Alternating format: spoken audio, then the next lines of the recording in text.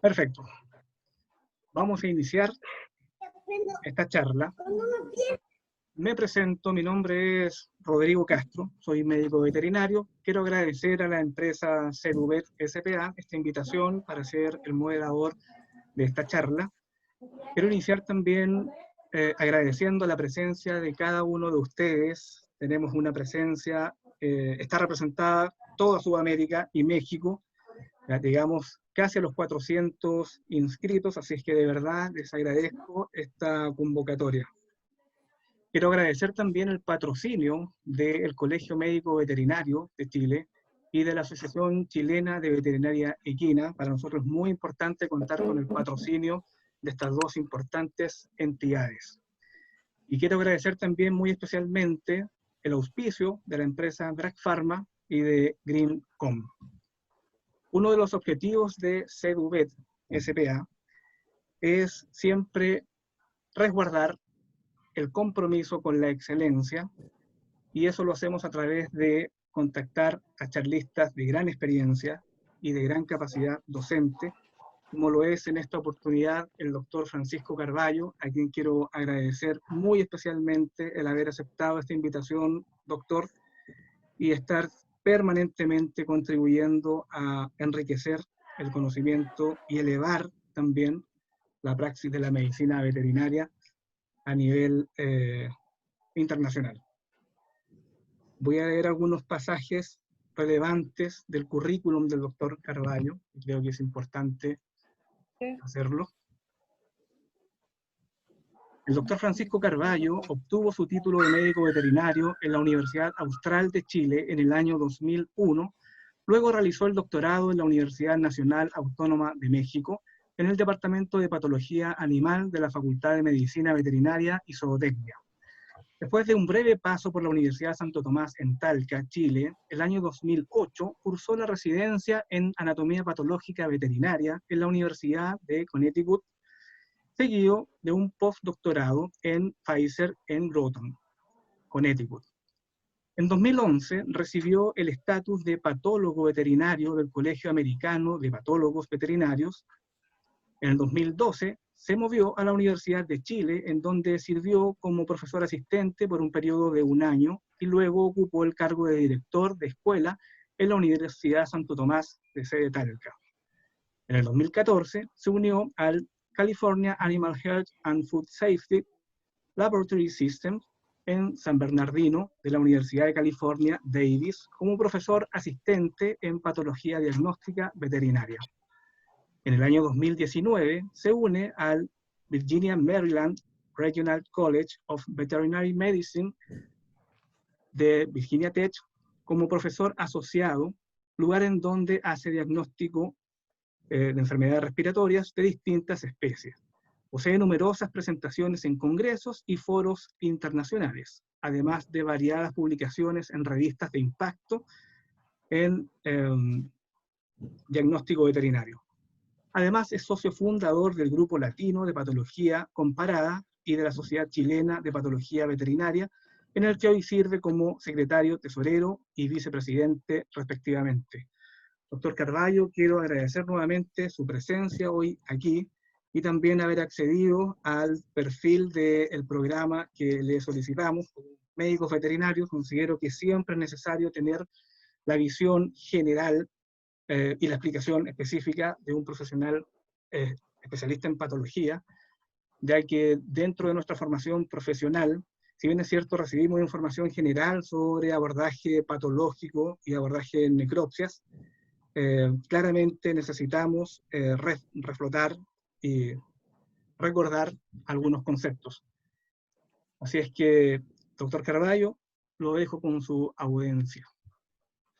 Bueno, Rodrigo, muchas gracias y agradecerle a todos. Estuve leyendo un rato el chat y hay gente de Nicaragua, hay gente de Argentina, hay gente de todos lados, por lo cual me pone muy contento poder llegar a mucha gente en Latinoamérica Y ojalá que se entienda bien el chileno. El chileno es un acento difícil de entender, pero mi paso por México me lo alivianó un poco, así que creo que vamos a andar bien, ¿ya?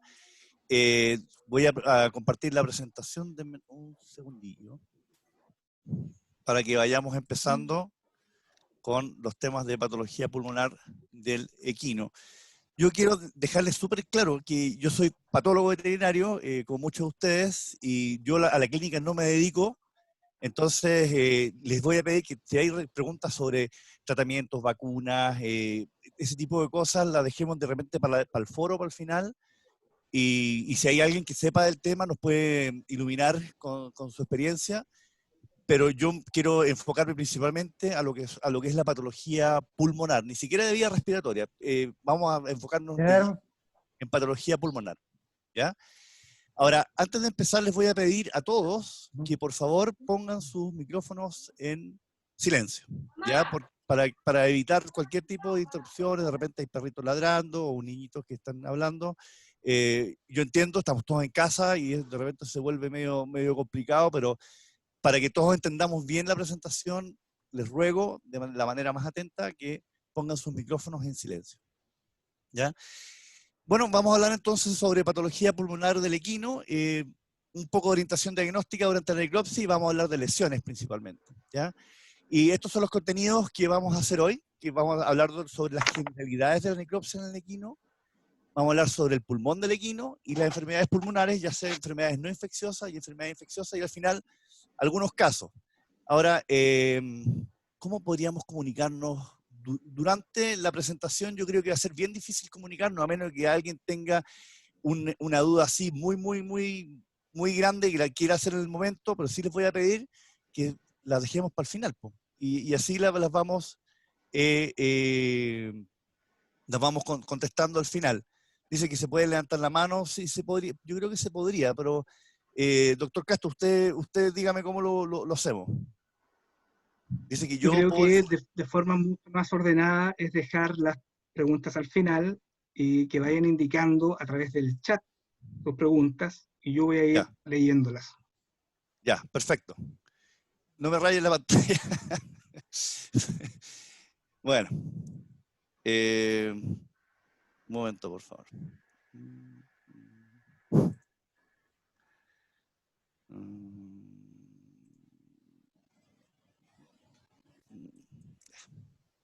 Listo.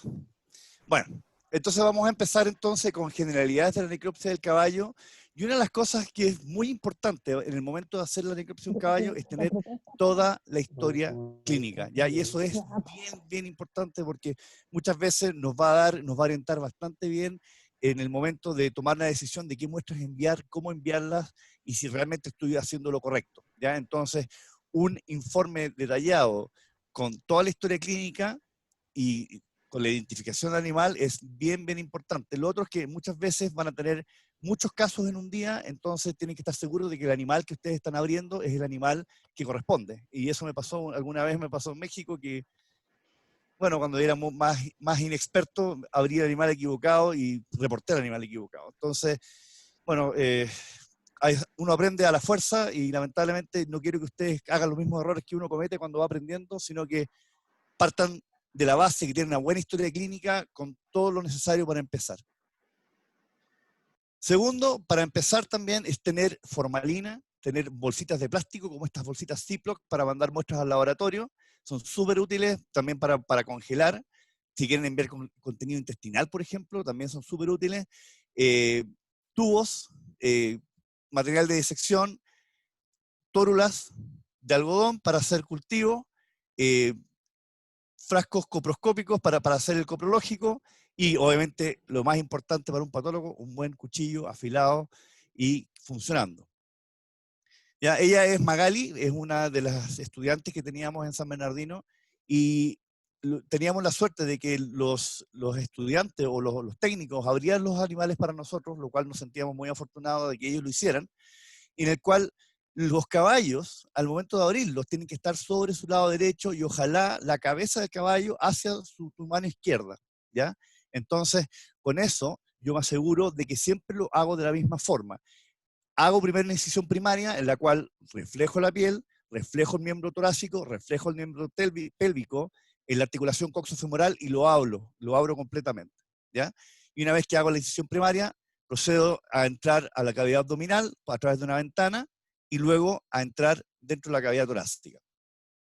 Aquí ya podemos ver el cadáver ya abierto desde el lado izquierdo, o sea, aquí estamos sobre el lado izquierdo del caballo, el lado derecho está hacia abajo, y yo les recomiendo que lo hagan de esta forma. Ahora, hay harta gente que dice que no, que es mejor del otro lado, que al final va a ser como ustedes estén más acostumbrados. Hay algunos laboratorios de diagnóstico que hacen las necropsias de espalda, entonces completamente de cúbito dorsal, pero ahí necesitan ayuda, no lo pueden hacer solos. Entonces, de esta forma, uno puede hacer la necropsia de un caballo de un buen tamaño, lo puede hacer solo, y el animal está del lado derecho, con el lado izquierdo hacia arriba, y podemos ver la mayoría de los órganos de la cavidad abdominal y de la cavidad torácica. Entonces tenemos esta ventana acá, que abrimos la cavidad abdominal, luego hacemos la incisión a través del tórax, removemos todo el lado, la parrilla costal, y podemos ver el pulmón, podemos ver el hígado, acá podemos ver el vaso, que está bastante grande en un animal que fue eutanasiado, el intestino.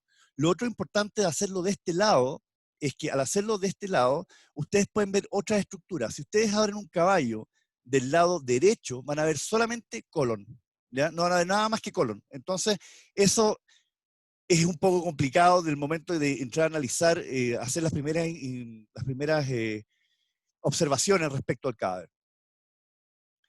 Aquí tenemos ya un acercamiento de lo que es el tórax y el abdomen. Les ruego, por favor, que no me rayen la pantalla.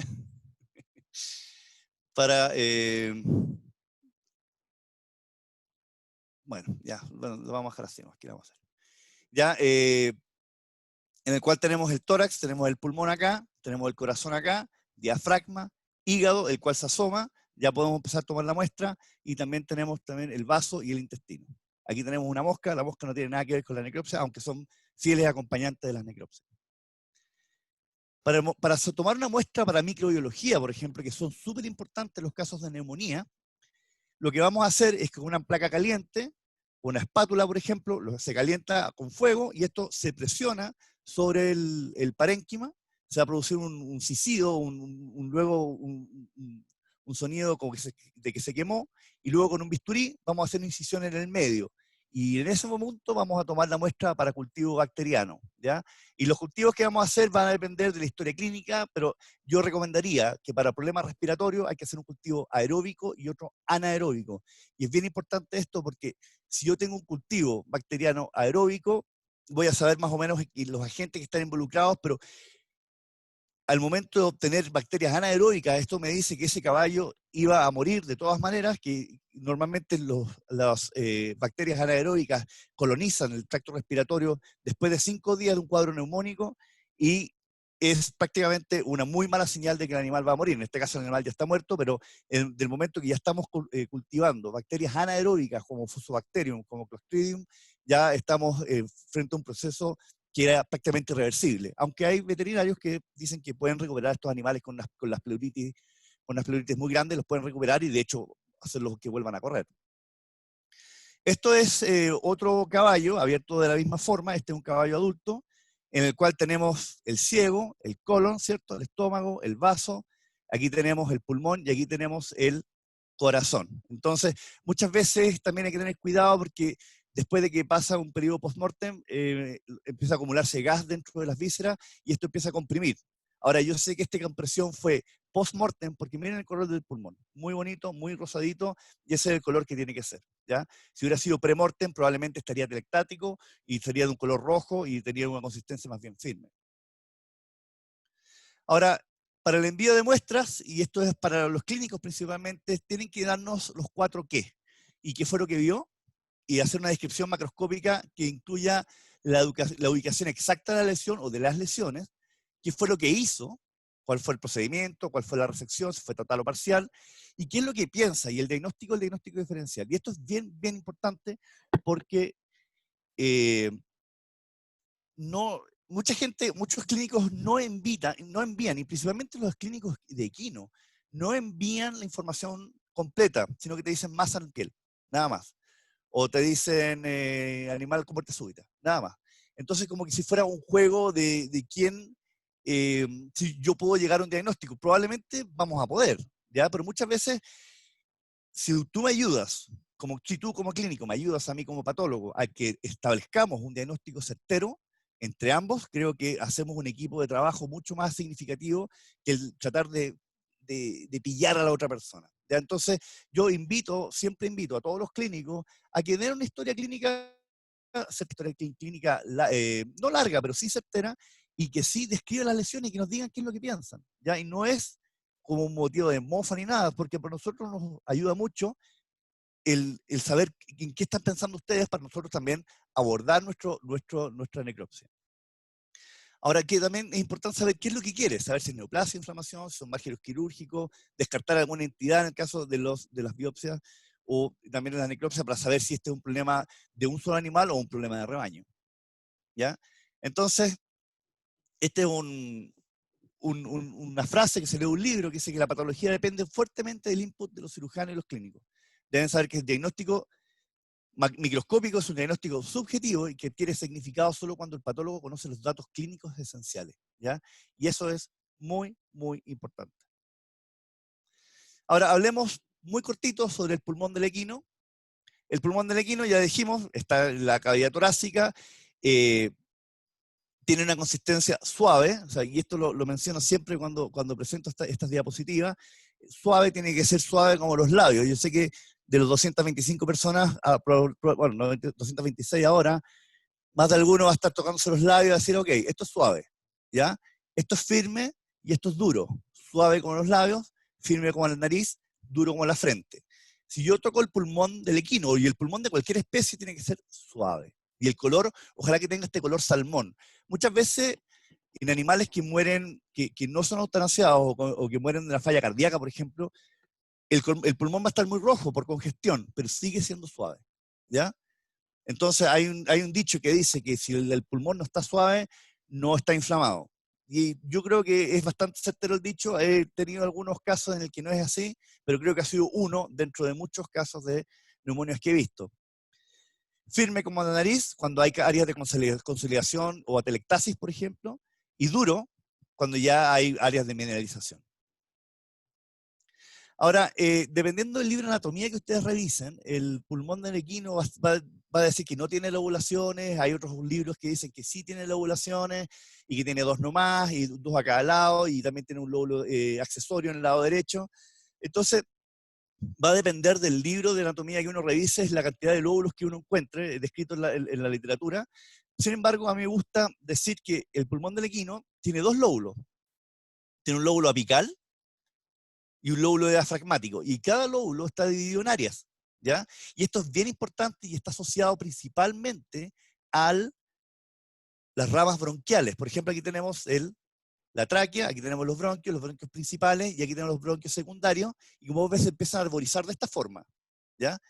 Entonces, si tú te fijas, si pusiéramos esto de lado, y lo miráramos aquí, cada una de estas áreas corresponde a una área servida por uno de estos bronquios secundarios. Entonces, para efectos de esta presentación, hablemos que el pulmón tiene dos lóbulos, el lóbulo apical, el lóbulo diafragmático, además de un lóbulo accesorio en el lado derecho. Ahora, esto ya no es para qué repetirlo tanto, y ya todos sabemos que hay tres distintas partes del sistema respiratorio. Hay una parte que es de conducción, que va desde la punta de la nariz hasta los bronquiolos terminales. Después hay una fase de transición, y luego hay una fase de intercambio, el cual está conformado por los alvéolos, ¿cierto? Ahora, durante todo el sistema de conducción está cubierto por un epitelio cilíndrico, ciliado, pseudoestratificado con células caliciformes, ¿cierto? Yo estoy seguro que la mayoría lo está recordando de esta forma porque fue así como lo aprendimos en la escuela de veterinaria hace muchos años ya, o todavía lo estamos aprendiendo si es que estamos en la escuela, y tenemos estos cilios que tienen una gran cantidad de moco en la superficie, y lo que hace el cilio es mover el moco hacia afuera.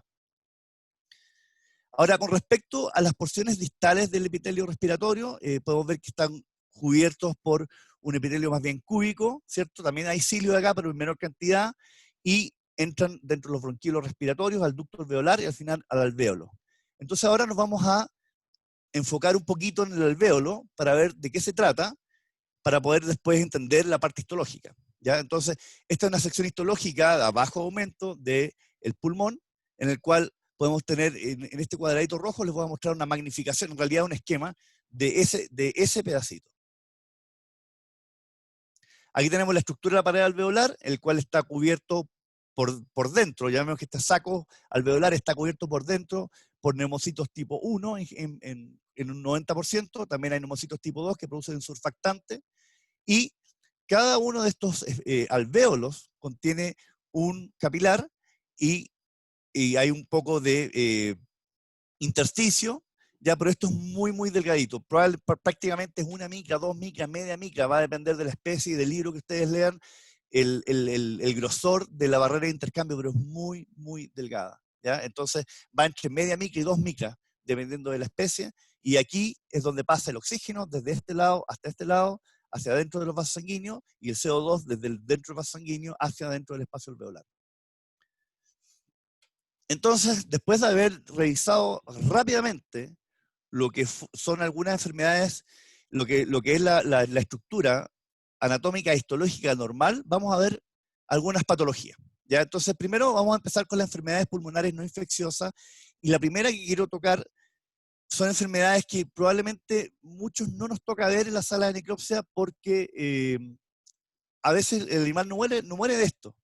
Entonces, enfermedad pulmonar obstructiva crónica, por ejemplo, la hemorragia pulmonar inducida por el ejercicio, la hemorragia pulmonar fatal asociada al ejercicio, que es muy parecida a la anterior, pero ya es un desenlace fatal, y algunas neoplasias pulmonares. Un poco sobre la enfermedad pulmonar obstructiva crónica, es una enfermedad alérgica que es súper común en animales adultos. Cualquier raza puede sufrir de esta enfermedad, y se dice que hay un componente genético, pero la verdad es que eso ha sido bastante difícil de comprobar con los años. Se observan caballos estabulados en cama de paja o alimentados con heno, y clínicamente se caracteriza por una tos crónica, una descarga nasal y una dificultad respiratoria. Y muchas veces se ven estas líneas a lo largo de los músculos abdominales, lo cual nos dice que este animal está sufriendo o está teniendo una fase activa de expiración, entonces lo que produce una hipertrofia de los músculos abdominales. Ahora, un pulmón con esta entidad, la verdad es que no tiene mucho hallazgo significativo. En este caso es un pulmón bastante afectado por EPOC, que es la enfermedad pulmonar obstructiva crónica, en el cual podemos ver que cada una de estas áreas blancas corresponden como pequeñas donitas. Y estas donitas corresponden, aquí hay una que se ve un poquito mejor, corresponden a las vías respiratorias más bien distales. Entonces, histológicamente, así se ve, ¿ya? Este es un bronquíolo, más bien distal, ¿cierto? En el cual tiene una gran cantidad de moco en el lumen, está prácticamente ocluyendo todo el lumen del bronquíolo, y también tenemos algunos neutrófilos en el lumen bronquiolar, y alrededor del lumen bronquiolar muchas veces vamos a apreciar hipertrofia de la musculatura lisa y también infiltrados leves a moderados de linfocitos y células plasmáticas, como una bronquitis linfoplasmacítica o linfoplasmacítica, claro. Entonces aquí tenemos otra fotomicrografía en la cual podemos ver que el lumen bronquiolar acá está prácticamente obliterado por toda esta secreción que tiene un componente alérgico, ¿cierto? Con una gran cantidad, un número aumentado de neutrófilos presentes, y también estas células inflamatorias. Ahora, muchas veces podemos encontrar que estas áreas se asocian también a áreas de fibrosis que son arborizantes desde los bronquiolos hacia el parénquima adyacente. Entonces, podemos esperar cambios crónicos también en animales con enfermedad obstructiva crónica, y muchas veces el moco se empieza también a acumular en los espacios alveolares, también produciendo estas áreas muertas en la cual prácticamente no hay intercambio gaseoso. Entonces, eso a grandes rasgos sobre el EPOC. Es una enfermedad más bien clínica más que patológica, pero quería mostrarles este caso porque creo que este es uno de los poquitos casos de enfermedad pulmonar obstructiva crónica que me ha tocado ver en necropsia, y sí, se forman estos tapones de moco bastante grandes. La otra es la enfermedad, la hemorragia pulmonar asociada al ejercicio, y esto prácticamente ocurre en todos los caballos, ¿ya? Y lo que se ve clínicamente en una pequeña proporción de ellos. Por ejemplo, el 5 de caballos de carrera que se le hace en los estudios, un 5% va a tener epistaxis.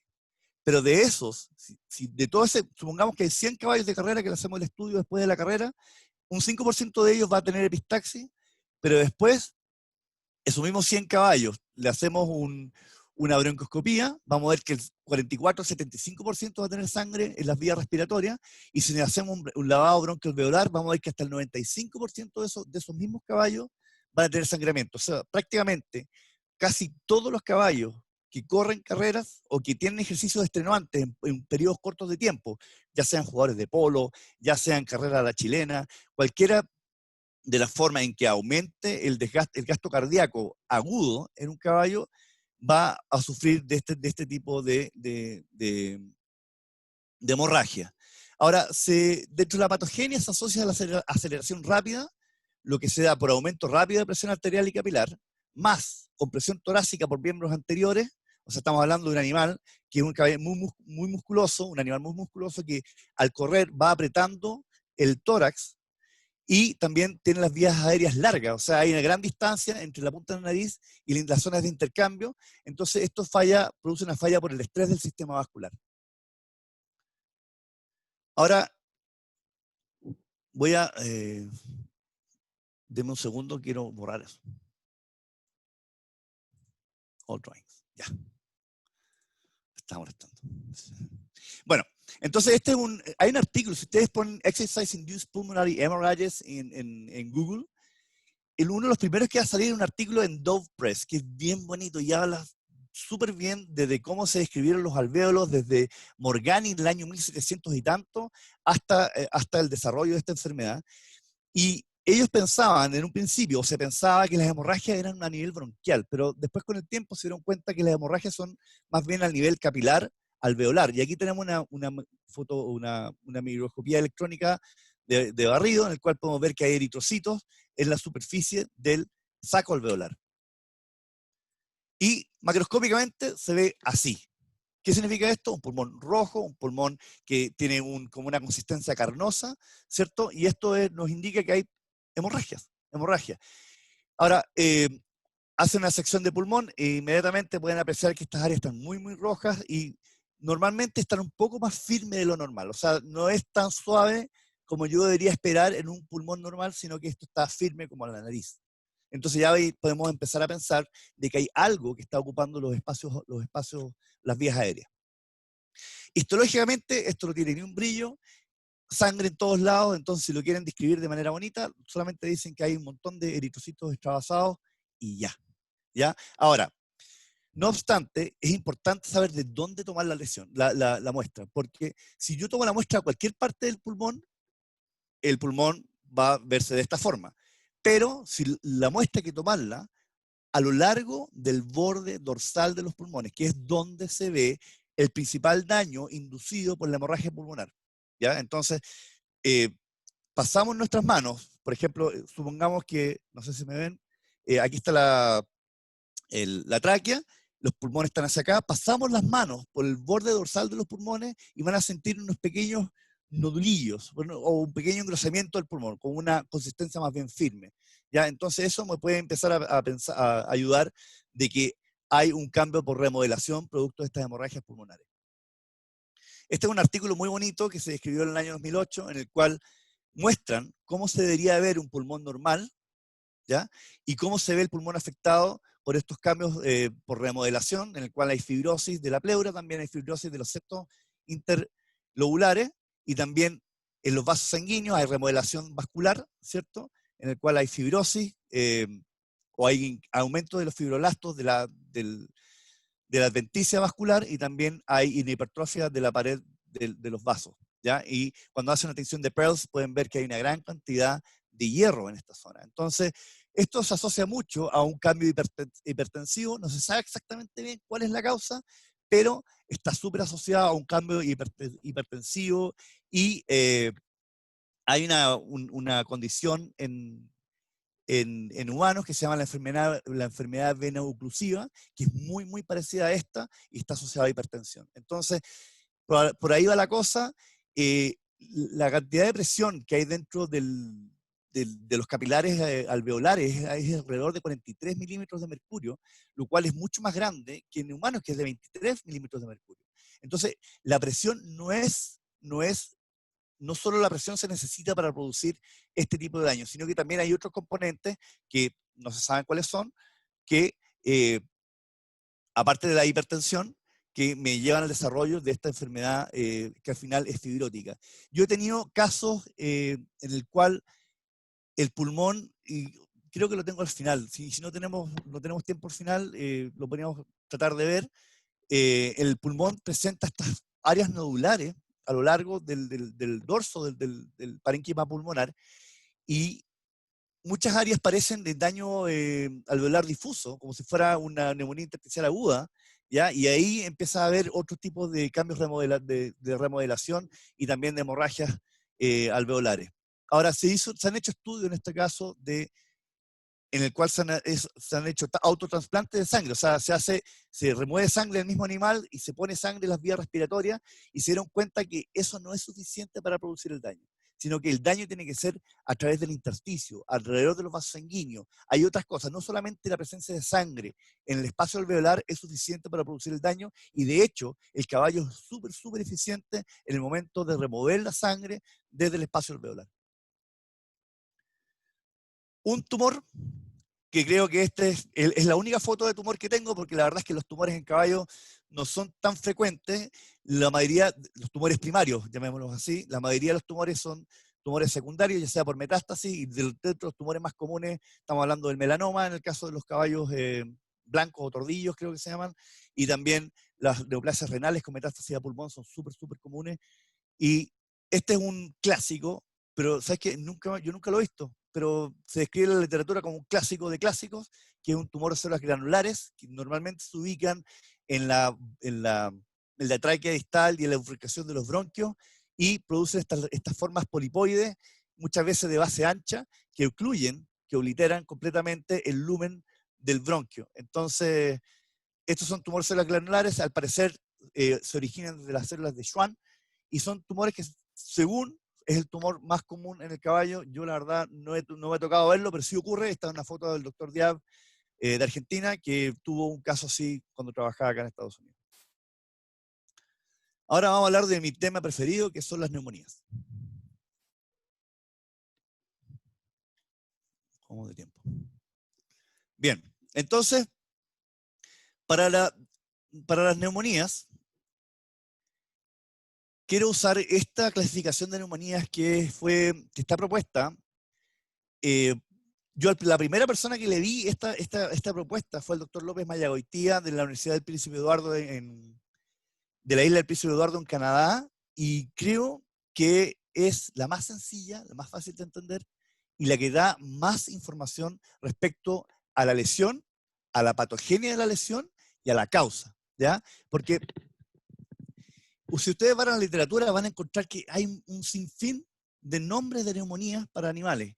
Está la neumonía zoótica, están las neumonías crónicas, la linfoplasmocítica. Dependiendo de quién la describa, va a ser la descripción de la neumonía. Y esta es una descripción más bien por alteraciones morfológicas, lo cual es bastante útil. Entonces vamos a ver la bronconeumonía supurativa, que es de distribución cráneo-ventral y firme. Ahora fíjense cómo es cráneo-ventral en el caballo.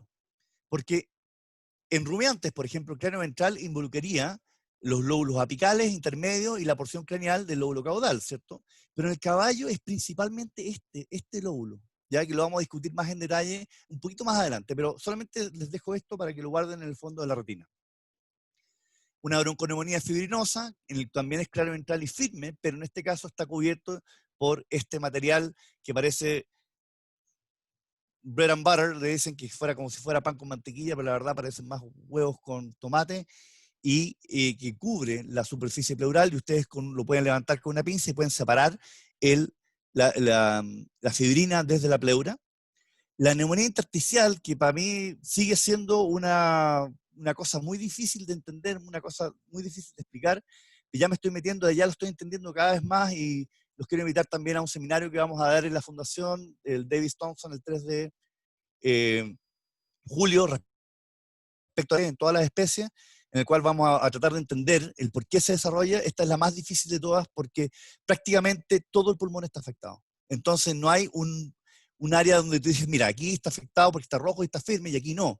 Aquí está todo el pulmón afectado. Entonces cuesta saber si realmente hay afección o no, porque un cuadro de edema pulmonar también me puede producir unos pulmones turgentes, ¿cierto? Y las impresiones costales marcadas. En el caso de la neumonía embólica, muchas veces se presenta como estos pequeños puntos blancos rodeados de un halo rojo. Y están distribuidos prácticamente en todo el pulmón. Y la neumonía granulomatosa, que es multifocal y nodular, pero ya con nódulos mucho más grandes. Todos estos son ejemplos en caballos y vamos a ver cada uno de ellos. Entonces la bronconeumonía, dijimos que habían de dos tipos, supurativa y fibrinosa, y va a depender de la presencia de fibrina en la superficie, pero la presencia de fibrina en la superficie te dice que el daño fue mucho más grave que en el caso de una neumonía supurativa.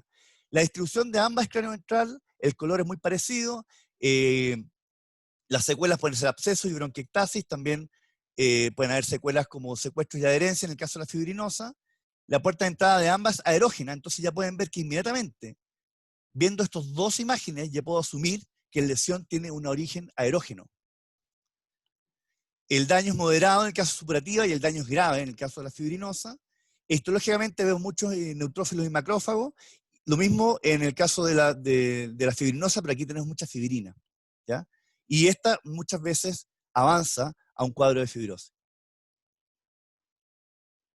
Entonces, estos no son caballos, estos son bovinos, en el cual podemos ver la diferencia estructural o la morfológica de cada una de estas neumonías. Aquí la neumonía supurativa, pues, prácticamente si tenemos un lápiz, le podemos dibujar todo el borde del área afectada y tenemos un área de pulmón que está menos afectada, no quiero decir que está normal, pero está menos afectada. Pero tiene un color rojo y tiene una consistencia firme. Ahora, respecto a la otra, cuando es fibrinosa, prácticamente toda la área afectada está cubierta por esta película de fibrina que está cubriendo la pleura en esa zona.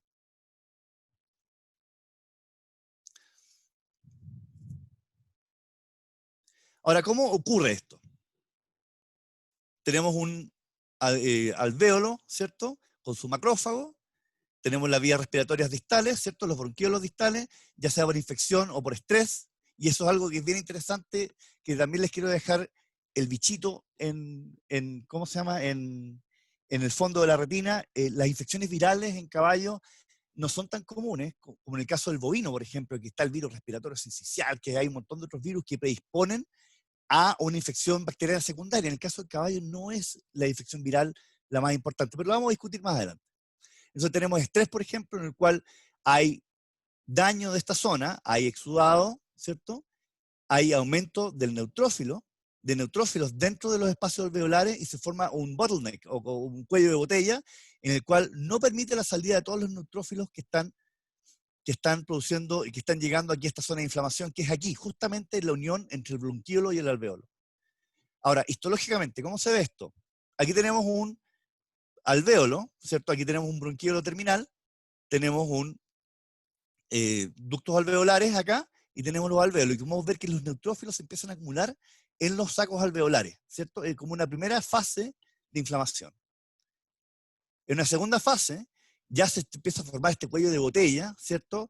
Hay muchos neutrófilos, como pueden ver, el epitelio bronquiolar casi no se afecta, lo mismo con el epitelio con los neumocitos. Hay una gran cantidad de infiltrado inflamatorio dentro del espacio alveolar, también hay macrófagos espumosos, por ejemplo, de repente encuentran bacterias, y ya con el tiempo lo que va a pasar es que esto se va, por compresión, ¿cierto? Se va a producir atelectasis, y prácticamente lo que va a quedar son células inflamatorias ocupando los espacios alveolares que están todos colapsados. Hicimos un estudio hace un poquito tiempo sobre las causas de neumonías fatales en caballos de carrera, y esto fue lo que encontramos. Si yo les muestro esto, yo creo que la mayoría dice inmediatamente bronconeumonía supurativa. Muy bien, sé que lo pensaron, la mayoría lo pensó, ¿cierto? Y pueden ver la distribución de la lesión, que es cranioventral. Si les muestro esto, vamos a decir, bueno, es fibrinosa, ¿cierto? Entonces, y en este caso es unilateral, pero ¿sabes qué? En realidad era bilateral, pero había más fibrina de un solo lado. Ahora, muchas veces, cuando tenemos esta lesión, fibrina en la superficie, es porque hay una lesión absedativa / necrotizante en el parénquima pulmonar. ¿ya? Y esto es bien importante. Cuando ustedes hagan una necropsia y vean que hay fibrina, esto tienen que partirlo muy bien, tienen que hacer una disección muy buena, porque van a encontrar de seguro un absceso, van a encontrar de seguro extensas áreas de necrosis producto de esto. Y lo que pasa es que esta lesión empieza como una bronconeumonía supurativa, el cual la bacteria que llega produce mucho daño, es muy difícil de remover, los antibióticos casi no hacen efecto en esta zona, y empieza a hacer a la bacteria a producir daño, a horadar, llamémoslo así, hasta llegar hasta la pleura, y una vez que llega a la pleura, se dispara la pleuroneumonía, que es bastante común en caballos. Ahora, histológicamente, no tiene ni un brillo. ¿Ya? Ustedes miran un pulmón de esto, lo único que van a ver son neutrófilos viables y degenerados, expandiendo prácticamente todos los espacios alveolares. ¿Ya? Ahora, esta imagen es la misma para casi cualquier causa de bronconeumonía en caballos. Si ustedes aíslan Klebsiella neumonía, por ejemplo, les creo. Si se aíslan Streptococcus epidémicos, también les creo. ¿Ya? Si aíslan Staphylococcus, bueno, ahí probablemente también les creería, fíjense, aunque el estáfilo no es tan importante en caballos. Y muchas veces podemos ver bacterias. Entonces, ¿cuáles son los principales agentes afectados que nosotros aislamos en todos los casos de neumonías que analizamos, que fueron 80 y tantos? Y podemos ver que la principal bacteria que se aisló fue el Streptococcus X epidémicos, después coliformes, flora mixta, actinobacillus, pastorela, fusobacterium, aquí tenemos los anaeróbicos, por ejemplo, las Klebsiella, el estafilococo, el clostridio, la pseudomonas y otras bacterias. Entonces, normalmente se aíslan 2 o más bacterias. ¿Qué quiere decir? Y esto lo hemos conversado harto, esto lo he presentado varias veces, y muchas veces mucha gente me ha dicho, pero bueno, estos son animales que son muy caros, ¿cierto? Y estos animales fueron tratados con antibióticos, y no con uno, con varios antibióticos, y por un buen periodo de tiempo, y al final el animal es eutanasiado porque el animal simplemente no reaccionó al antibiótico. ¿Cómo sé yo que la bacteria que estoy aislando al momento de la necropsia es el problema inicial? Porque al final lo que estamos viendo es la bacteria que se pudo adaptar mejor a las condiciones, ¿cierto? Pero ¿habrá sido el problema inicial? Eso es una cosa que se los dejo como para rumiarlo después con la almohada, porque yo me lo he planteado varias veces, porque muchas veces lo único que se encuentra es Streptococcus X epidémico, y sabemos que el Streptococcus X epidémico es una bacteria que reside en la cavidad nasal, en la cavidad oral, en la vagina, en la piel, en todos lados. Entonces, tratar de demostrar causalidad es bastante difícil. O sea, podemos aislar a la gente, ok, tenemos un agente, Streptococcus X epidémico. ¿Es la causa? No sé, probablemente sí, pero sí puede que haya en otras causas también que probablemente o fueron tratadas y desaparecen y este es un invitado a la fiesta, o realmente Streptococcus X fue el que compró la cerveza y organizó la fiesta. Ahora, ¿cuál sería la patogénesis de esto? Es el pado traqueal, que es un barro traqueal, que se llama, que es una acumulación de moco que hay justamente en la entrada del tórax, en la tráquea. Entonces, ya sea por estrés, por infecciones virales, exposición a polvo, gases irritantes, transporte, es la más importante de todas, ¿ya? El transporte es la principal factor predisponente de neumonía en caballo, y eso también es súper importante, y ese es el mensaje para la casa, ¿ya? El transporte es la más importante de todas, más que el estrés, más que las infecciones virales. Tenemos colección bacteriana, arriba de células inflamatorias, se producen abscesos, áreas de necrosis lítica, para luego que esto se extienda a la superficie pleural y al final se forma la pleuroneumonía. Entonces, fíjense, tenemos que la zona craneoventral, la parte más afectada por las neumonías en el caballo. No es el lóbulo apical, es el lóbulo diafragmático en su porción craneal. Y tenía mucho que ver con la distribución de los bronquios. Entonces aquí les voy a mostrar un video que es bastante básico. Bueno, no es un video en realidad, es una animación bien chafita, pero bueno, con harto cariño para que se entienda esto. Tenemos una bacteria el cual alcanza el pulmón, ¿cierto?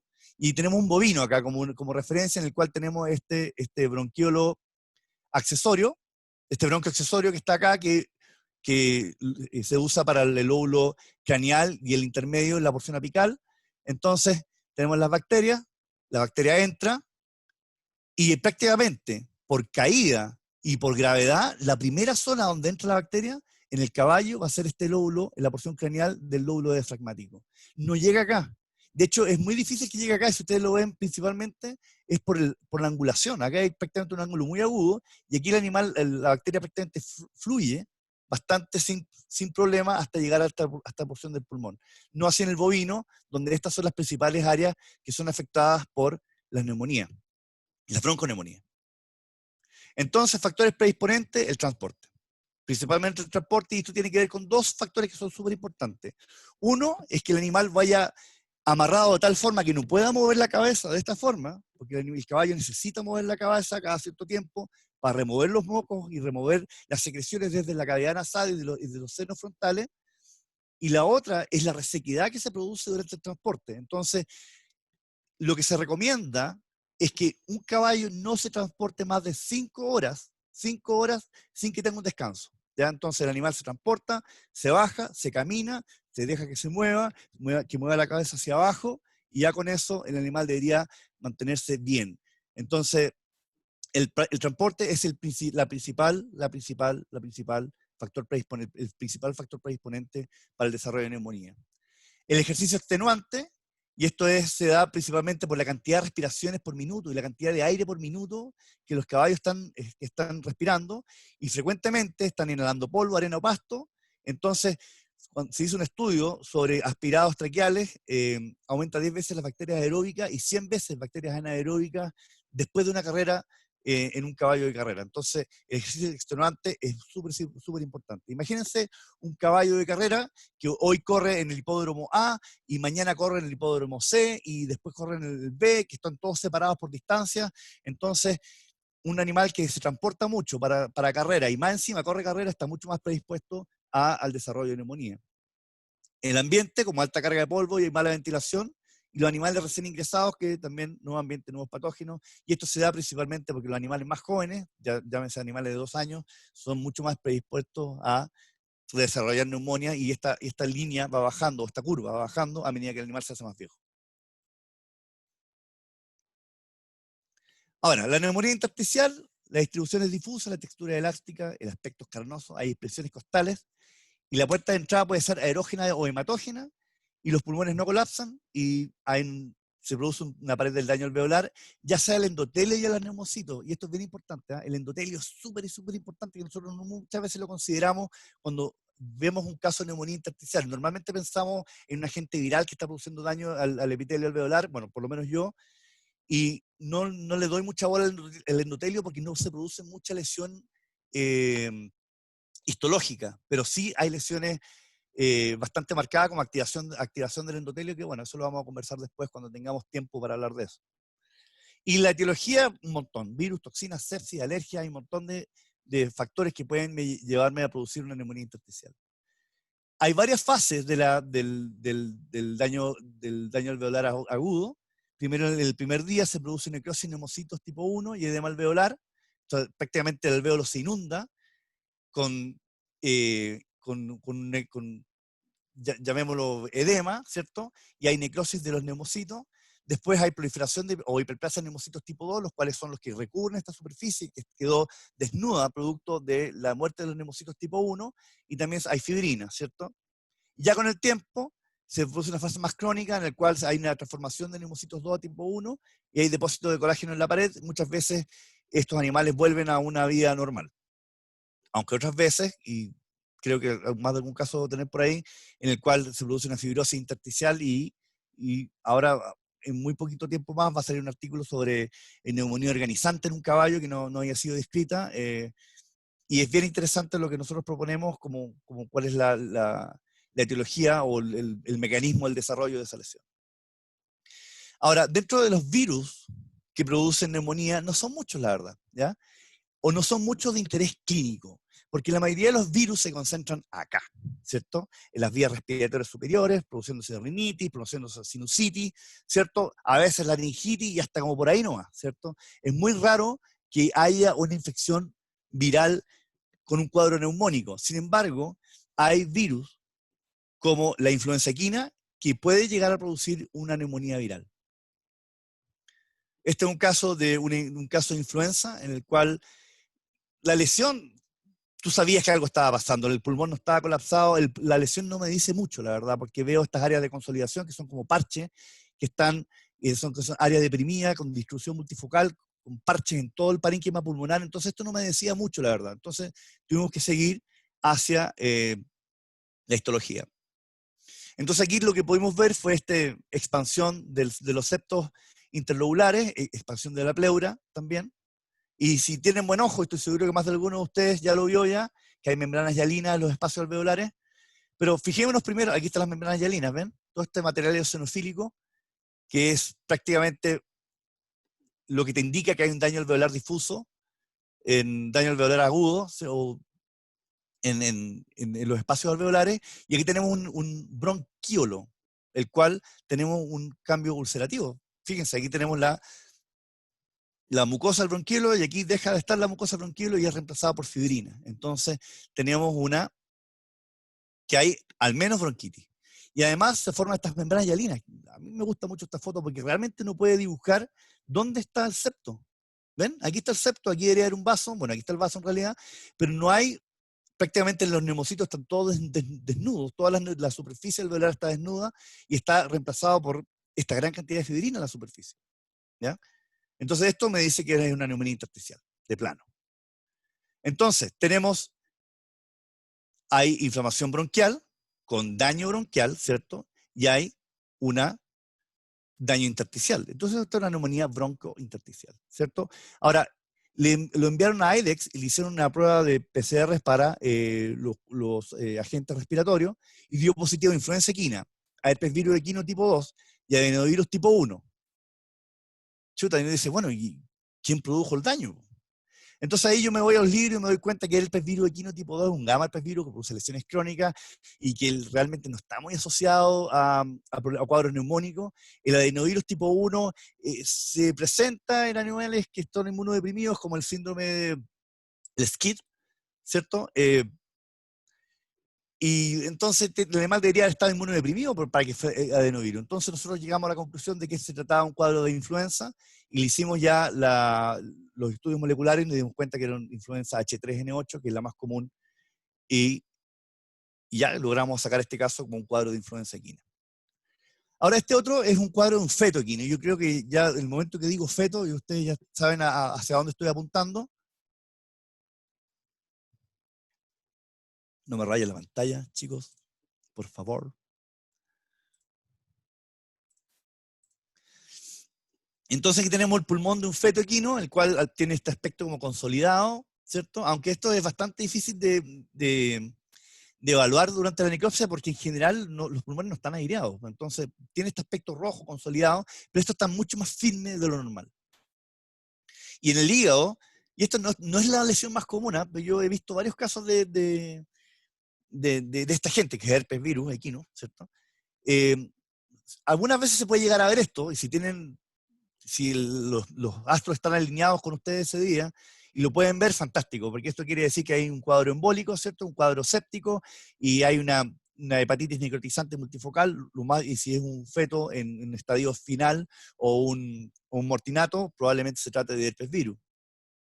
Y este es un caso que tuve hace muy poco acá, con un caso del Estado. Fíjense el daño que hay a nivel bronquial. Este es un bronquíolo, perdón, en el cual presenta estas áreas con denudación o segmental de la mucosa, pero fíjense, prácticamente cada una de estas células tiene un cuerpo de inclusión eosinofílico intranuclear, ¿ya? Y fíjense la cantidad de daño que hay alrededor, o sea, hay una gran cantidad de daño alveolar, hay muchos neutrófilos, viables y degenerados, fibrina y hemorragia. Y aquí tenemos un acercamiento en el cual podemos ver estos hermosos, hermosos, hermosos cuerpos de inclusión, los cuales uno cuando los ve dice, ya, está bien, ahora puedo descansar, puedo terminar el día con una hermosa lámina, porque uno realmente, a mí que me gusta ver cuerpos de inclusión, porque realmente ayuda mucho al diagnóstico. Y si uno se va a los espacios alveolares cercanos, Aquí tenemos un espacio alveolar el cual está lleno de macrófagos, algunos binucleados, y tienen estos cuerpos de inclusión intranucleares que son súper característicos de un cuadro de herpes virus equino. Y este es el otro, que es una enfermedad más bien crónica. Ya esto fue descrito en el año 2007, y fíjense los pulmones. Tenemos dos pulmones equinos con la misma enfermedad, con distintas presentaciones. Al parecer hay impresiones costales en este lado, y en este otro lado también hay impresiones costales, pero hay, y esto cuando uno lo toca es prácticamente muy firme, ya prácticamente más firme que esto, casi septo nasal, ¿ya? Y al hacer el corte del parénquima pulmonar podemos ver estas áreas más blancas, que son áreas de fibrosis.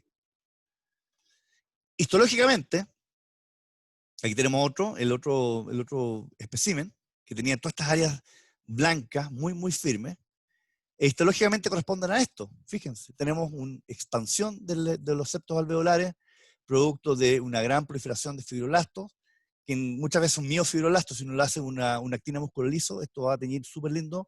Son miofibroblastos que se van acumulando, cambian su fenotipo y empiezan a producir colágeno, y están todos cubiertos por una gran hiperplasia de neumocitos tipo 2, y dentro de los espacios alveolares pueden tener neutrófilos y macrófagos, y dentro de los macrófagos ocasionalmente se pueden encontrar estos cuerpos de inclusión eosinofílicos o anfofílicos, y algunas veces incluso pueden encontrar estas células multinucleadas, que son sinsitios al final, no son macrófagos, o sea, son macrófagos, o sea, no son macrófagos, son células epiteliales que se juntan, ¿ya? Y son sinsitios epiteliales. Entonces, esto se llama la fibrosis pulmonar multinodular del equino. Es una enfermedad que fue descrita en el año 2007, que se asoció primero al herpes virus equino tipo 5, que es un gamma herpes virus equino tipo 5, ¿ya? Y después se demostró, el mismo Kurt Williams, que fue la misma persona que lo describió en el año 2007, él mismo siguió adelante con esta investigación y demostró que al infectar caballos con este herpes virus equino 5, después de 117 días de infección se producen estas lesiones. Entonces es una lesión crónica, lo cual se espera de un gamma herpes virus comparado con un alfa herpes virus, como el caso del herpes virus equino tipo 1, ¿cierto? Que produce una lesión más bien necrotizante o más bien lítica. Ahora, esta otra neumonía intersticial, y me gustaría, si alguien ha tenido experiencia en esto que me pueda ayudar, es la neumonía intersticial idiopática del potrillo, ¿ya? Y esto se presenta principalmente en animales que tienen entre 2 meses a 6 meses de edad, en el cual tenemos que prácticamente todo el pulmón está afectado por estas áreas de consolidación, ¿cierto? Aquí tenemos otro ejemplo, todo el pulmón afectado. Aquí tenemos todas estas áreas más blancas, que quiere decir que hay células inflamatorias, y si hacemos una sección histológica de una de estas áreas, lo que vamos a encontrar es esto. Aquí mi agradecimiento al doctor Usal, que fue quien me compartió este caso. Yo esto tampoco lo he visto nunca, pero sí sé que ocurre, y he visto varios casos, pero nunca he tenido yo un caso de esto, ¿ya? En el cual se forma, hay hiperplasia de neumocitos tipo 2, hay formación de membranas hialinas, hay engrosamiento de los septos alveolares, todos los cambios clásicos y característicos de una neumonía intersticial, ¿ya? Los bronquíolos prácticamente no están afectados. Y aquí tenemos un acercamiento del anterior, en el cual podemos ver estas células neumocitos tipo 2 que se forman empalizadas a lo largo del espacio alveolar, ¿cierto? Con estas membranas hialinas y un montón de macrófagos espumosos. Y esto, la verdad, se han hecho varios intentos de aislar virus de esta lesión y no se han logrado. Por lo tanto, hasta el momento es idiopática, pero sí ocurre en animales de entre 2 y 6 meses de edad, y no se sabe la causa. Se cree que es viral, pero hasta ahí nomás llega, ¿ya? No sabría decirles el por qué ocurre exactamente. La neumonía granulomatosa, en el caso del caballo, es típica, clásica. La textura es nodular, la superficie de corte, bueno, hay granulomas, la puerta de entrada es hematógena y erógena, y las etiologías son muchas. Pueden ser micobacterias, por ejemplo, la micosis sistémica, o partículas de alimento atrapados, migraciones parasitarias. Y este es el caso de un potrillo. Si yo inmediatamente, estoy seguro que si les digo que este es un potrillo, con estas lesiones nodulares, ustedes inmediatamente van a decir, ah, esto es, sí, tal cual, Rhodococcus, ¿cierto? Entonces, si nosotros hacemos una sección histológica de cada uno de estos granulomas, lo que vamos a encontrar, bueno, primero lo vamos a partir por la mitad, vamos a ver que está compuesto por este material flocular, y esto es bien interesante porque uno tendería a pensar que son abscesos, ¿ya? Pero en realidad son como abscesos crónicos, o porque tienen una gran cantidad de material flocular, pero al momento de hacer la histología podemos ver que hay una gran cantidad de macrófagos, muchos de ellos que son multinucleados, ¿cierto? Que están fagocitando, y la morfología de estos macrófagos es bien particular, porque son muy espumosos, fagocitan otras células que están fagocitando otras células que están fagocitando bacterias. Entonces aquí podemos ver que estas células que están fagocitadas están llenas de estas bacterias que son cocobacilos gram positivos. Ahora, el mecanismo de acción que tiene el robococo es bien interesante y es muy parecido a la micobacteria. Lo que hace es inhibir la unión del fago-lisosoma, entonces prácticamente la bacteria ya con el hecho de estar ahí genera una gran respuesta inflamatoria. Los macrófagos tratan de deshacerse de ella, pero prácticamente se hace imposible producto de la inhibición de esta unión del fago-lisosoma. Hay otros casos, por ejemplo, como este, un caso de coccidioidomicosis en un caballo, en el cual se generan estos sendos granulomas que prácticamente reemplazan aquí como el 30 al 40% de el parénquima pulmonar. La coccidioidomicosis, también conocido como la fiebre del valle, es súper común en el área de California, y a mí me tocó ver muchos casos, cometer muchos errores también justamente por esto, en caballos, pero también en alpacas. Así que los que trabajan con alpacas y tienen alpacas en California van a saber que si llega una alpaca en eclopsia y viene de California, lo primero que voy a hacer es ponerme una mascarilla, porque lo más probable es que sea coccidioidomicosis. Ahora, este caso, bueno, no es pulmón, esta es la arteria mesentérica anterior, y tenemos estas dilataciones saculares, ¿cierto?, de la arteria mesentérica, en el cual tenemos estos parasitillos, ¿cierto?, que es Strongylos vulgaris, que produce esta lesión en la arteria mesentérica anterior, pero muchas veces pueden haber migraciones aberrantes dentro del pulmón. Por ejemplo, aquí tenemos el parénquima pulmonar, y tenemos la formación de estos nódulos, ya que son granulomas, ya con muchas áreas de fibrosis, son granulomas con muchos eosinófilos, y muchas veces en ellos tenemos la suerte de encontrar las estructuras parasitarias. No siempre se ven, pero si tenemos que un componente inflamatorio es rico en eosinófilos, yo consideraría Strongylos vulgaris. El otro agente que puede producir como un cuadro de neumonía multifocal también granulomatosa es abrionemiasis, fíjense. Abrionemiasis uno pensaría que está solamente en la piel, produciendo estos granulomas eosinofílicos en la piel, pero la abrionemiasis también se puede volver locochona, también puede entrar a distintos órganos y producir neumonías granulomatosas multifocales. Este es un caso que no es mío, es un caso del doctor Brad Barr, que está en el JPC.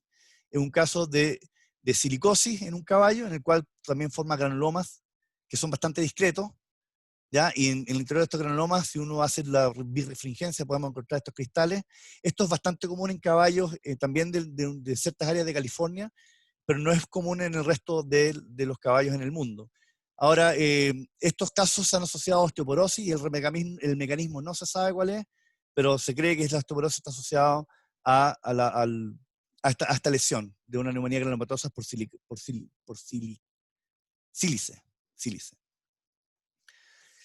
Y por último, la neumonía embólica, que tiene esta distribución multifocal, esta textura nodular, el color rojo con centros blancos, la superficie de corta y edema y hemorragia, la puerta de entrada es hematógena, y la etiología es endocarditis, ruptura de absceso, onfiloflebitis, ¿cierto? Este es un ternero, ¿ya? Pero esta es la lesión más típica. Tenemos estas áreas rojas con un punto blanco en el centro, lo cual nos dice que el punto blanco es la parte inflamatoria, la parte roja quiere decir que hay cambios vasculares. Y aquí tenemos un acercamiento, ¿ya? Entonces, grábense esta imagen, porque después funciona que uno ve esto y dice, probablemente es una neumonía embólica, fíjense la distribución. ¿Ya? Histológicamente, la lesión está centrada en los vasos sanguíneos. Entonces esto con mayor razón me hace pensar en algo embólico que viene viajando a través de la sangre. Este es un artículo medio viejón, pero todavía es súper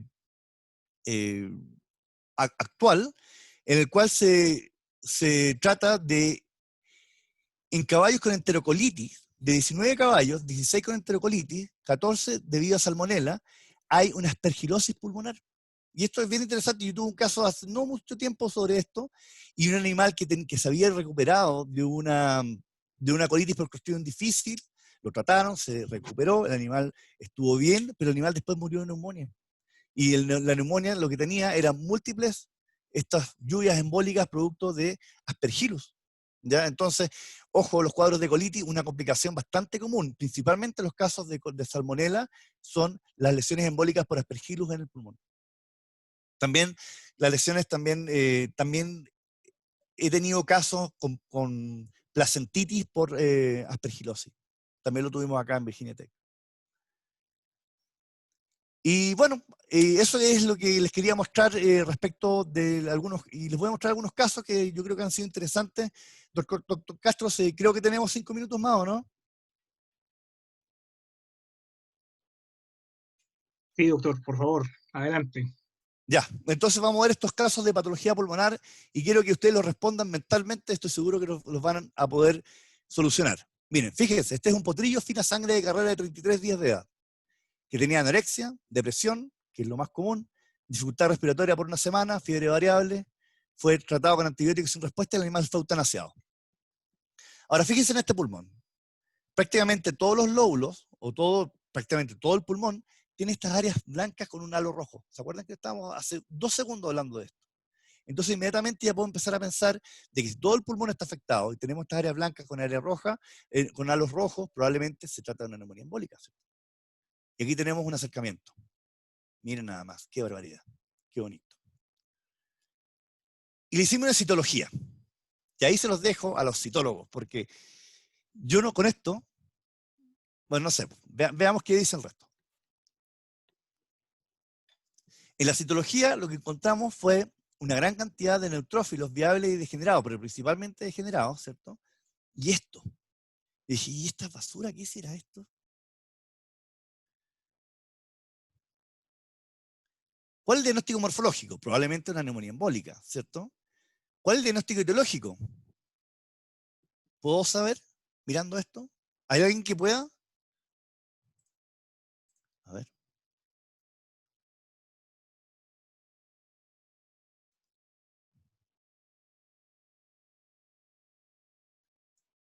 En el chat. Alguien que se atreva a dar un diagnóstico, vamos. ¿Quién es este agente que está acá? Fúngico, sí, fúngico. Levadura, sí, puede ser, pero muy grande para ser una levadura.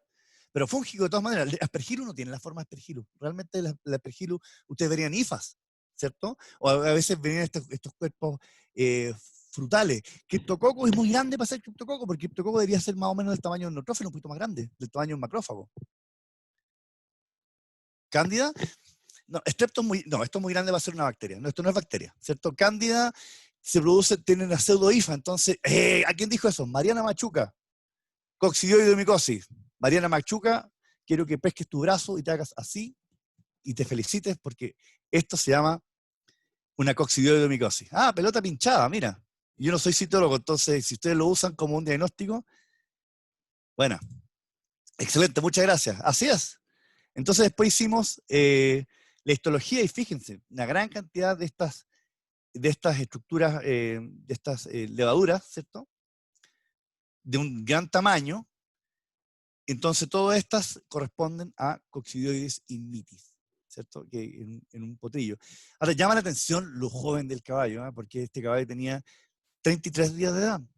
Bueno, pero me ha tocado ver tanta cosa. Hace un par de semanas tuve un caso de rabia en un ternero de 30 días de edad también. Entonces uno nunca se esperaría de un animal de 30 días de edad con rabia, pero bueno, pasa. ¿Ya? Entonces en este caso también fue un animal con coccidioidomicosis, un animal súper, súper joven. Segundo caso, fíjense, esta es una yegua de 1 año de edad que tiene letargia por 10 días, que podía haber sido mordido por una serpiente cascabel. Múltiples nódulos formados por un centro blanco y un halo rojo. De nuevo, estamos hablando de una neumonía embólica, ¿cierto? El resto del parénquima estaba rojo, hallazgos similares en riñón y mesenterio. Entonces vamos a ver, como dice don Francisco. Entonces podemos ver que tenemos el parénquima pulmonar y tenemos estos nódulos discretos, bien, bien delimitados unos con otros, pero con parénquima pulmonar intacto entre medio. Y se los dejo acá. Y también voy a ir al chat ahora para que ustedes me digan y me ayuden. ¿Quién es? Si ven a la gente, no lo ven, ¿a cuál podría corresponder el agente etiológico acá?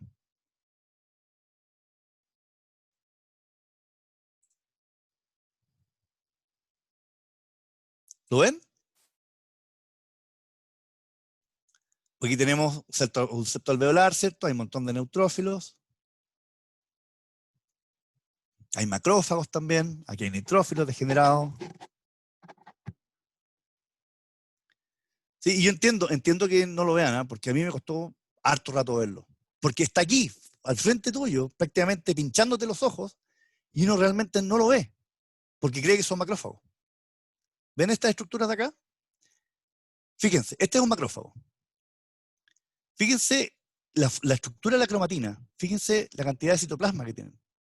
Y fíjense en estas estructuras, que son más bien homogéneas, ¿cierto? Miden de 10 a 15 micras de diámetro y tienen un núcleo que es súper chiquitito y es excéntrico.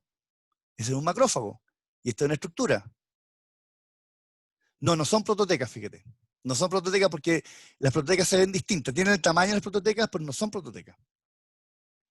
Amebas. Histoplasmas no, porque el histoplasma es más chico. El histoplasma son como, caben 10 histoplasmas dentro de un macrófago. O sea, entonces sacan la cuenta del tamaño, probablemente entre 2 y 3 micras de diámetro. ¿Ya? Entonces, el histoplasma es sería muy chico para esto. Si queremos que esto fuera un hongo, podría ser Blastomyces, podría ser Cryptococcus, pero no es Cryptococcus porque Cryptococcus debería tener una cápsula más gruesa, ¿cierto? No, estas son amebas. ¿Ya? Entonces esta es una neumonía amébica.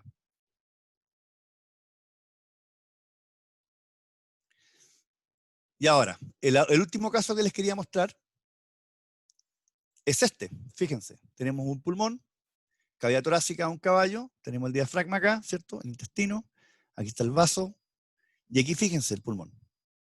Y tenemos esta línea. Esta ya presenta como una forma más clásica de las típicas bronconeumonías, ¿cierto? Entonces yo estaría bastante feliz y seguro de llamarlo una bronconeumonía supurativa desde el momento de la necropsia. ¿Ya? Y aquí, bueno, ya sacamos el pulmón, podemos ver que el lado izquierdo, al parecer, tiene toda la área craneoventral afectada, y el lado derecho ya es un poco más difuso, un poco más difícil de ver, pero el lado izquierdo es bastante más fácil. Y tenemos esto, que es prácticamente una neumonía supurativa, ¿cierto? Bueno, hay fibrina también, hay supurativa, hay neutrófilos, viable y degenerado, algunos macrófagos y un montón de fibrina. Entonces, se aísla Klebsiella pneumonia y Streptococcus X, subespecie subepidémica. La pregunta es, ¿quién produce el daño? A ver quién me puede responder a esa pregunta. ¿Ambas? ¿Ninguna? ¿Cualquiera de ellas? ¿Cómo interpreto esto? Tenemos una bronconeumonía supurativa, ¿cierto? Tenemos una gran cantidad de neutrófilos en los espacios alveolares. No hay daño intersticial, al parecer. Y tenemos una gran cantidad, bueno, de exudado, ¿cierto? Y tenemos Klebsiella pneumonia y Streptococcus X subepidémicos aislados. ¿Cuál es la causa de esta neumonía? La verdad es que no se puede saber.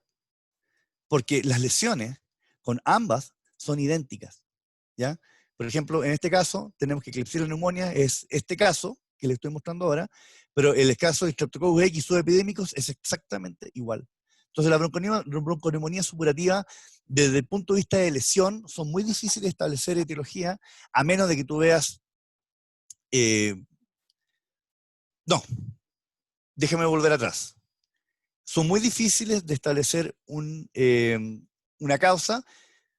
Lo que hay que hacer un cultivo, y de hecho, teniendo un cultivo en la mano, también va a ser difícil saber cuál fue la bacteria que produjo la causa, que produjo la lesión.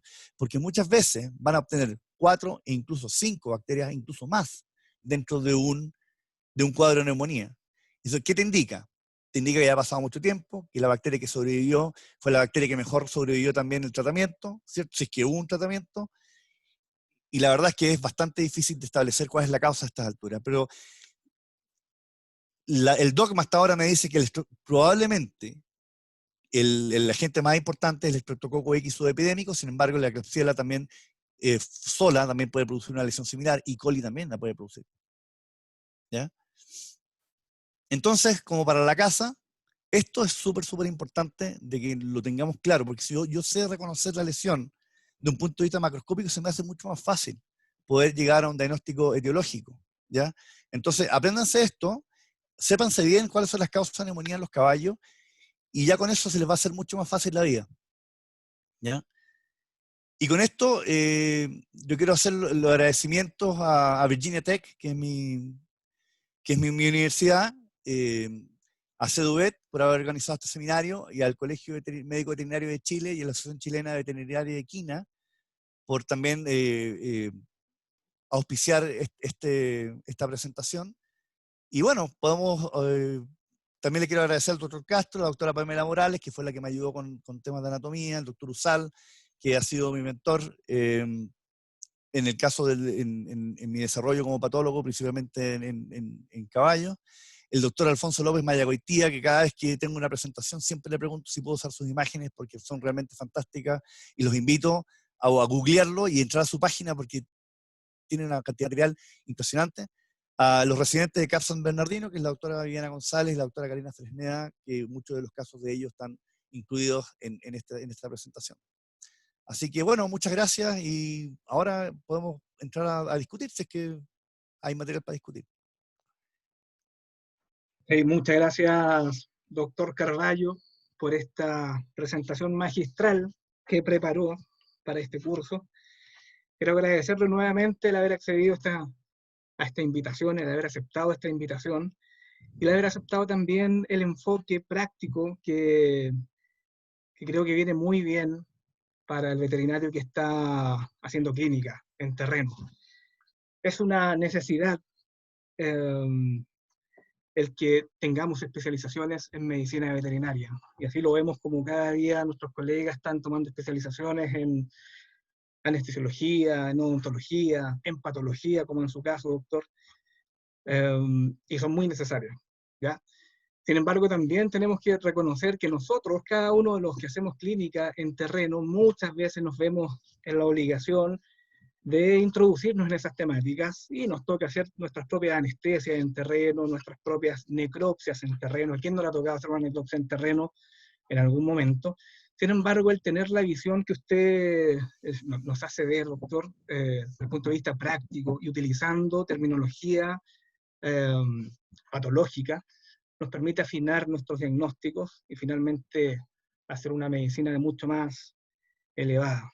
Así que quiero agradecer nuevamente, y antes de ir a las consultas por chat, yo estoy seguro que deben haber quedado muchas inquietudes con respecto a temáticas que por tiempo no alcanzamos a abordar, ¿cierto? Pero quiero agradecer también al doctor Carballo el hecho de que haya aceptado. Les voy a compartir una imagen. A ver, tengo que dejar de compartir esto. ¿Sí? ¿Se ve ahí, doctor? Sí. Perfecto. Quiero agradecer al doctor Carballo el haber accedido también a ofrecernos un curso que va a ser a fines de julio, que ya tiene fecha, es el 29 y 30 de julio, donde va a haber el tiempo necesario para abordar todas estas temáticas que podrían haber quedado pendientes. Es cierto que en una hora y media que va a durar esta exposición, era imposible revisar todos los aspectos patológicos, no solo de respiratorio, sino de todos los órganos y cavidades. Así es que yo le pedí especialmente al doctor que nos pudiéramos enfocar en una sola temática para poder hacer un buen abordaje de ella. Este curso, que va a ser en 29 y 30 de julio, 29 y 31 de julio, perdón, justamente da alcance a todas estas temáticas. Son 2 días. Yo les voy a enviar información específica al mail de cada uno de ustedes, así como también, bueno, quiero agradecer al doctor el haber accedido a grabar esta charla de hoy. También va a estar el link en sus correos, van a poder revisarla después, mucho más tranquilo. Y esta charla también tiene un enfoque muy práctico, tratando de afinar el diagnóstico desde el inicio de la necropsia, desde incluso antes de la necropsia, contextualizando al paciente, reconociendo hallazgos macroscópicos, y teniendo un abordaje específico en cada uno de los órganos y las cavidades, haciendo un énfasis en qué tipo de muestras tomar y cómo interactuar con los laboratorios para ir afinando cada vez más el diagnóstico. Así es que los dejo invitados a poder obtener más información sobre este curso. Yo me voy a encargar de hacérselas llegar a sus correos y espero que puedan inscribirse en él. Sí. Entonces, Estaba mirando el chat, hay algunas preguntas que me sí, gustaría responder. sí, de todas maneras, ahora demos Eh, inicio a las preguntas. sí, de las que alcancé a leer, decía si hay algún medio de transporte que sea bueno para, en el caso de no tener formalina. Chuta. Eso es complicado, porque la formalina es re barata, así que no, les pido que siempre anden con un poquito de formalina en la camioneta, que lo puedan mezclar con agua, que más vale tener el precipitado de la formalina que cuando se mezcla con agua, que no tener formalina en absoluto. Ya, entonces los invito a tener siempre un frasquito que puedan sellar bien con formalina en la camioneta, y porque la verdad es que cuando toman muestras y las mandan en cualquier otra cosa, en suero fisiológico, en agua, en lo que ustedes quieran, o en alcohol incluso, los resultados son fatales. Fatales. Ahora, mucha gente me dice, bueno, ¿y si lo puedo congelar? Bueno, yo preferiría que no, pero si no hay de otra, se puede congelar, ya, está bien. Pero yo preferiría que no, ya, entonces el, el, el, el, la muestra, un buen diagnóstico empieza desde una buena muestra. Si vamos a partir con problemas de ese tipo, es muy probable que el desenlace sea poco, no sea el mejor. Entonces, eh, los invito a andar siempre con formalina en la camioneta, y cuando hagan una necropsia, eh, traten de tomar muestras representativas de los órganos que a ustedes les interesa, y bueno, y tratemos de trabajarlo desde ahí, ¿ya? Ahora, ¿la neumonía embólica por aspergillus es por daño en la mucosa del colon? Sí, es por daño en la mucosa del colon. Entonces lo que pasa es que cuando hay una colitis, por el agente que sea, y principalmente por salmonela, se produce un daño del epitelio, lo cual produce y los organismos que están dentro del colon, en este caso aspergillus, proliferan y tienen la capacidad de invadir y producir estos cuadros embólicos. Así que sí, es por daño de la lesión del colon. Ahora, si alguien me pregunta, creo que es Agustín García de Argentina, me pregunta por qué no hicimos inmunohistoquímica para establecer causalidad en el caso de las neumonías de los caballos de carrera. La verdad es que no estableceríamos causalidad con inmunohistoquímica, lo único que queríamos es localizar el agente dentro de la lesión, ¿ya? Pero lo cual no quiere decir que sea el agente que está produciendo el daño, ¿ya? Entonces, aquí está. ¿Complementar el aislamiento de bacterias con inmunohistoquímica? No, no lo complementamos. Podríamos haberlo hecho. ¿Se podría demostrar causalidad? Probablemente no. Ya lo único que podríamos demostrar es que localización. A ver, déjame ver si es que hay más preguntas. Muchas gracias por todo su agradecimiento. Alguien dice que soy un crack. eh, transporte. ¿Cuál es la significancia de utilizar calor sobre determinada porción del pulmón y de ahí sacar la muestra, como explico al inicio? Sí, pues mira. Tú en el momento de que abres el animal, ya, yo les invito a tomar la muestra en ese momento, en el momento de que uno hace la incisión primaria, abre los órganos, los expone, las muestras para bacteriología se toman en ese momento, porque después llegan las moscas, llegan los estudiantes también, y también le ponen la mano a todo. Entonces el momento que va a estar menos sucio va a ser el momento que ustedes abren. Entonces, lo que yo hacía en San Bernardino, lo sigo haciendo acá, pero acá con un encendedor porque no tengo un mechero, una espátula, eh, la caliento con una flama, ¿cierto? Pues lo pueden usar con un encendedor incluso, tiene que agarrar de cierta temperatura, y el momento que ustedes tocan la superficie del pulmón o del órgano que quieren mostrar, tiene que sonar. Si no suena, no va a funcionar. Ya tiene que quemar la superficie, ¿ya? Y eso te va a dejar una marca gris. Luego con un bisturí nuevo, o sea, lo sacas de su bolsita, sacas el bisturí, haces una incisión en el centro, y luego abres la tórula y pones la tórula dentro de la lesión y tomas tu muestra.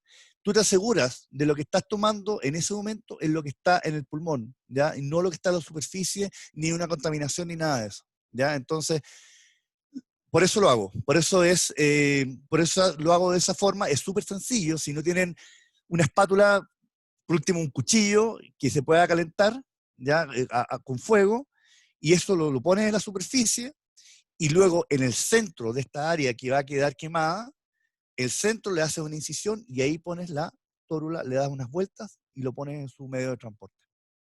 Funciona súper bien, y por último, si hay sobrecrecimiento bacteriano, va a haber un sobrecrecimiento de las bacterias que están presentes en ese lugar, y no las bacterias que están presentes en las manos de todos los demás y en todas las otras superficies que va a tener contacto la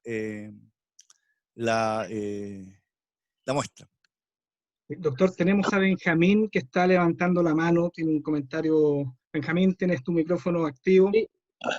Francisco, hola, acá Benjamín Huberti del Austral, nos conocimos el año pasado. Primero, ¿Cómo estás?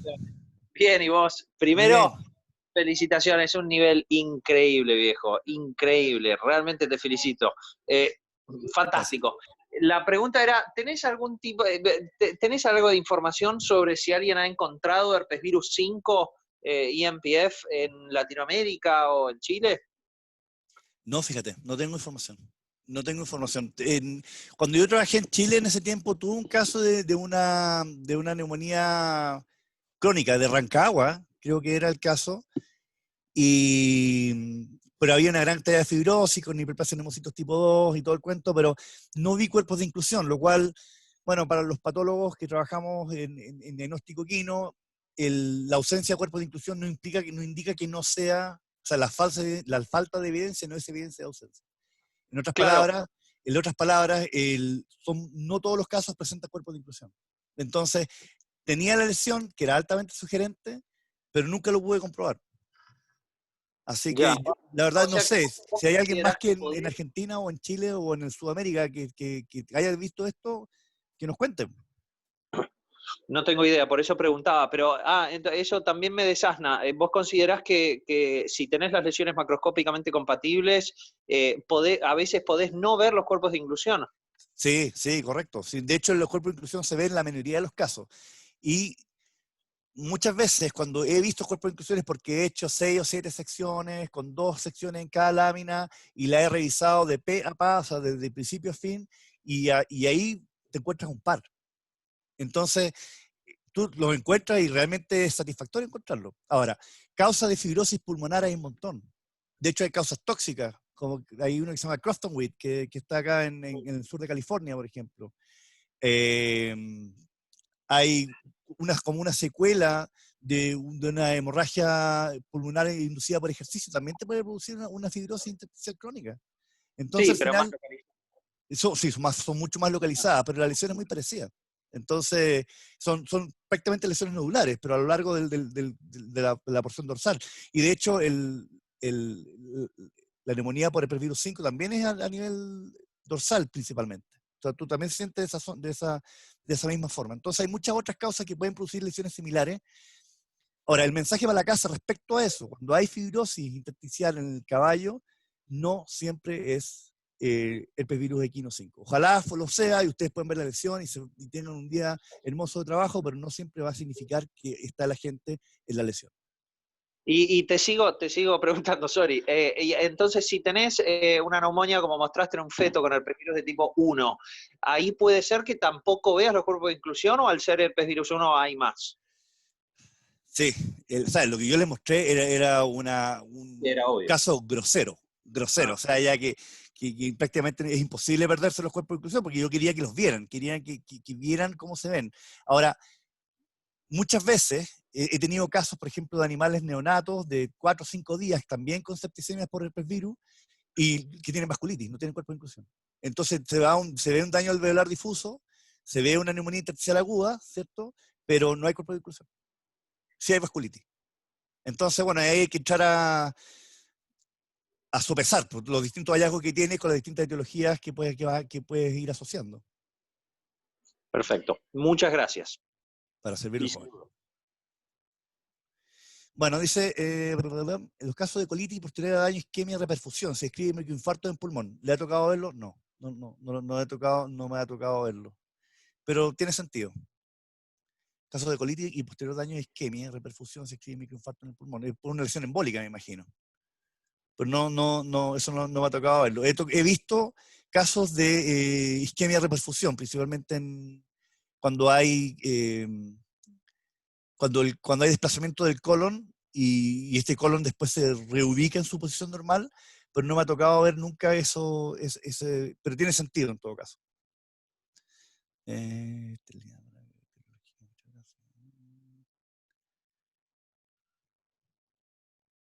Alejandro Zúñiga, compañero de curso.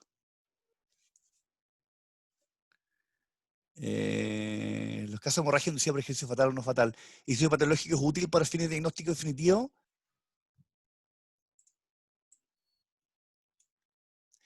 Sí, es útil porque vas a confirmar de que hay hemorragia en el pulmón, ¿ya?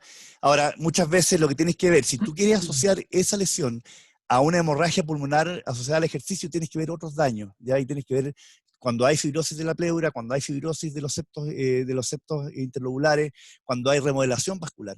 Ahí ya te podría empezar a dar más indicación de que esto no es la primera vez que ocurre, que son otras veces que ocurren.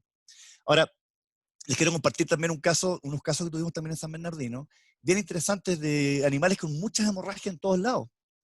Y dijimos, bueno, ¿por qué tienen hemorragia en cavidades? Hemorragia en cavidad torácica, en el pericardio, en el espacio pericárdico, también en cavidad abdominal, en pulmón, y lo diagnosticamos al final como anticoagulantes, rodenticidas. Es súper raro porque un caballo, para que se intoxique con eso, necesita comerse más de 1 kilo de anticoagulante. Ahora, lo que tiene el anticoagulante es que es súper rico, es sabroso, porque quiero que es dulcecito. Bueno, nunca lo he probado, tampoco quiero probarlo, pero dicen que es dulce. Y resulta que en los caballos de carrera, producto del ejercicio y también por otras drogas que se pueden aplicar, como el fluoxetine, parece que este threshold o el umbral para el daño anticoagulante baja. Entonces, eso es bien importante y también lo pudimos diagnosticar en algunos casos de hemorragia en caballos. Pero la hemorragia pulmonar es bastante inespecífica. Así, siéndote bien franco, si tienes un caballo de carrera que es eutanasiado producto de una fractura, por ejemplo, seguro vas a encontrar congestión y hemorragia pulmonar. ¿Por qué? Porque es algo prácticamente súper común en caballos de carrera. Ocurre un montón.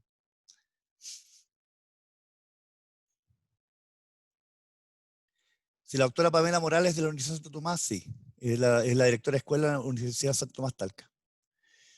El perfil equino 5 y 2 han sido aislados por María Barrendegui en Argentina. Perfecto. O sea, al parecer, si ha sido aislado la gente, me imagino, Carolina Durán, que han visto la enfermedad también, ¿cierto?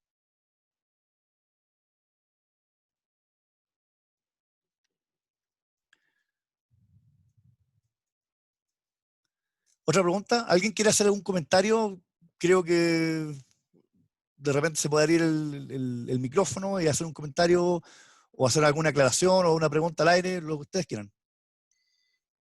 Yo, doctor, simplemente quería resaltar cómo se potencia la información patológica cuando la complementamos con datos clínicos como los que han venido surgiendo. Así es que me parece que la elocuencia, la claridad de sus imágenes también han contribuido un montón para el buen entendimiento.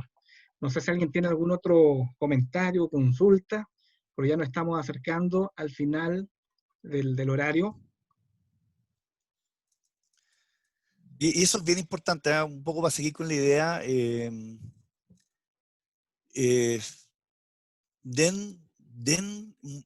Díganos qué es lo que está pasando, qué es lo que ustedes piensan, describan bien las lesiones. No, hay patólogos que son muy buenos y realmente les van a decir un diagnóstico prácticamente sin leer la historia clínica, pero ¿para qué ponernos en ese plano? O sea, podemos llegar mucho más lejos si trabajamos juntos, unidos y teniendo al paciente en la mira y no otras cosas. Entonces, los invito siempre a hacer descripciones buenas, y a proveer toda la historia clínica y no decir masa de abdomen, porque puede ser de adentro del abdomen, de afuera del abdomen, de arriba, de abajo, de la piel, quién sabe de dónde. Entonces, los invito a crear un equipo de trabajo, ¿ya? Y así el único beneficiado de todo esto va a ser el paciente. En potros, ¿qué neumonía es la más común? Cuando hablas de potros, chuta, yo tengo distintas definiciones de potros, pero en potro me imagino que en animales jóvenes, ¿no? Yo creo que se refiere a potrillo, sí, doctor. Sí, probablemente lo que más me ha tocado ver es el rodococo.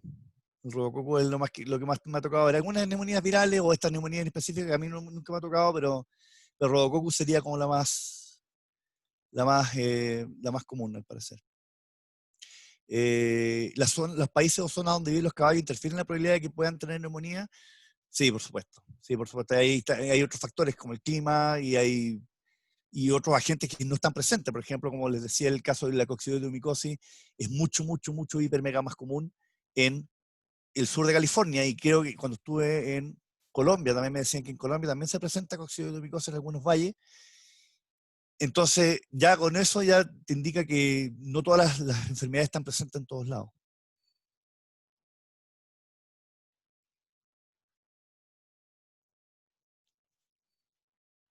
Bueno, yo me Perfecto, despido. doctor.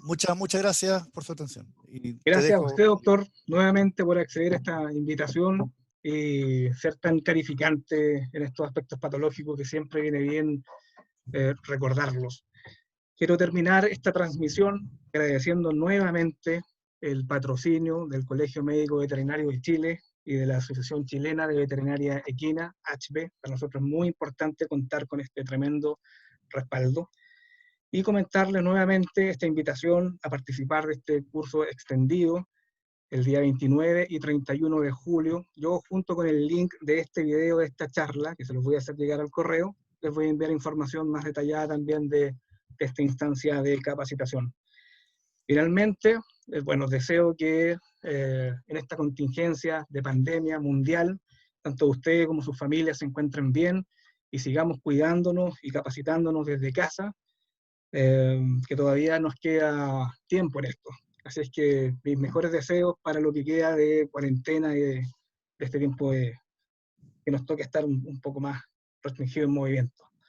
Así es que muchas gracias nuevamente por la tremenda asistencia y nos veremos en unas próximas actividades. Doctor, quiero terminar agradeciendo nuevamente su presencia y su elocuencia y claridad en su exposición. Muchas gracias. Bueno, gracias a ustedes. Hasta luego. Hasta luego, que esté muy bien.